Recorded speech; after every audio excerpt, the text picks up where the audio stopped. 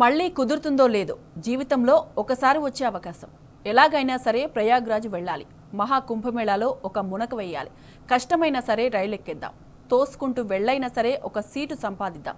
ఇదిగో ఈ తొందరపాటే ప్రాణాల మీదకి తెచ్చింది. రైలు అందుకోవాలన్న ఆరాటమే ఎంతో మంది ఊపిరి తీసింది.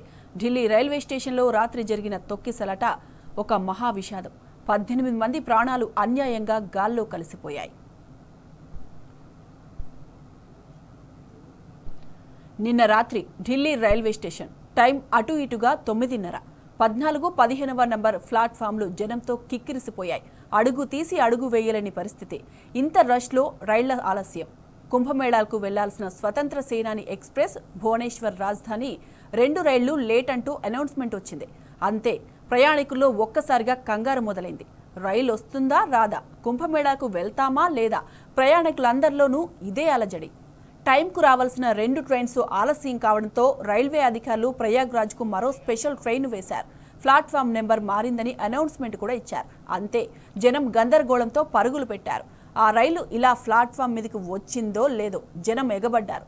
ఒకరినొకరు తోసుకుంటూ, నెట్టుకుంటూ, పెనుగులాడుకుంటూ రైళ్లెక్కే ప్రయత్నం చేశారు. ఈ క్రమంలోనే తొక్కిసలాట జరిగింది. సుమారు పావు గంట నుంచి 20 నిమిషాల పాటు ప్లాట్ఫామ్ మీద ఏం జరిగిందో అర్థం కాలేదు. క్షణాల్లో ఎంతో మంది విగత జీవులుగా కనిపించారు. ఇప్పటి వరకు 18 మంది మృతి చెందారు. మృతుల్లో 14 మంది మహిళలు, మరో 30 మంది వరకు గాయపడ్డారు.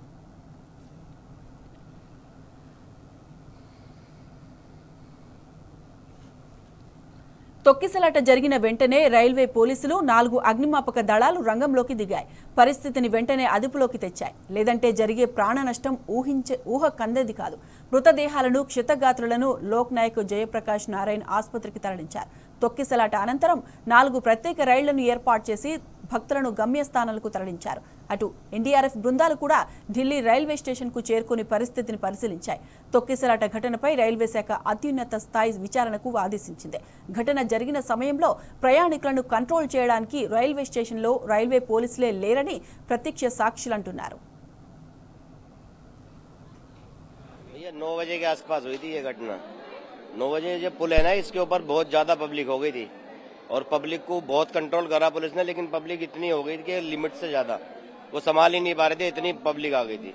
अब यहाँ दोनों तरफ गाड़ियां खड़ी थी, तो ऊपर पुल के ऊपर जो है वो भगदड़ मच गई। उसकी वजह से जो भी नुकसान हुआ वही हुआ है। प्लेटफार्म तो खाली था, प्लेटफार्म पे भीड़ नहीं थी। प्लेटफार्म में तो सवारियां गाड़ियों में बैठी हुई थी। जितनी भी भीड़ थी सब पुल के ऊपर थी, और जो भी ड्रामा हुआ सब पुल के ऊपर ही हुआ है।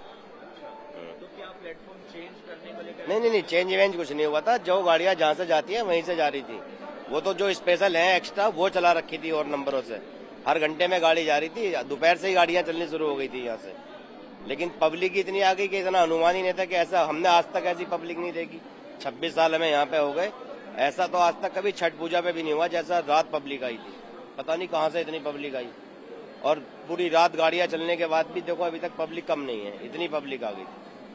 पूरी रात स्पेशल गाड़ियां चली हैं यहाँ से, हर 20 मिनट में, हर 30 मिनट में, लेकिन पब्लिक बेहिसाब हो गई थी यहाँ पे। सब गाड़ियां भर के गई है यहाँ से। बहुत इतनी फोर्स लगा रखी थी, एनडीआरएफ तक लगी हुई थी, लेकिन पब्लिक जब पुल के ऊपर था ना, तो पुल पे तो कंजेस्टेड हो जाता मामला, वहाँ पे नहीं संभाल पाते पुल के ऊपर। अगर ज्यादा वो करेंगे तो वहाँ भगदड़ मच जाएगी फिर, तो इसलिए उसका कंट्रोल धीरे धीरे कर रहे थे वो, लेकिन पब्लिक इतनी होगी कि वो समझ ही नहीं पाए, ना हम लोग समझ पाए। प्लेटफार्म में भीड़ नहीं थी बिल्कुल भी, जो भी भीड़ थी वो पुल के ऊपर ही थी।